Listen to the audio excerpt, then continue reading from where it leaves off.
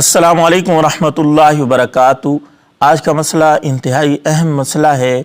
सवाल पूछा गया है कि घर के अंदर मियाँ और बीवी, मर्द और औरत जो उसकी महरम है, ये इकट्ठे नमाज पढ़ सकते हैं या नहीं।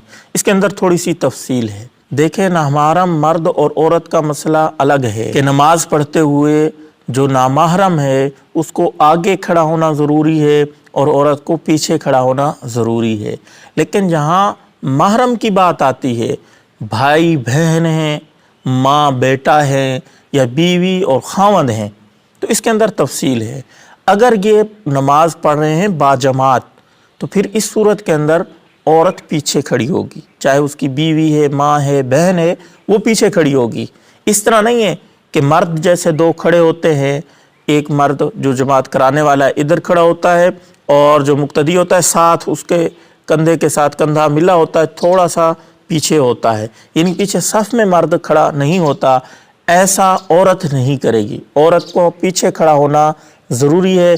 जैसे ज़्यादा आदमी हो तो मर्द जमात कराते हैं, पीछे मुक्तदियों की अलग सफ़ होती है, इमाम साहब आगे थोड़ा फासले से खड़े होते हैं।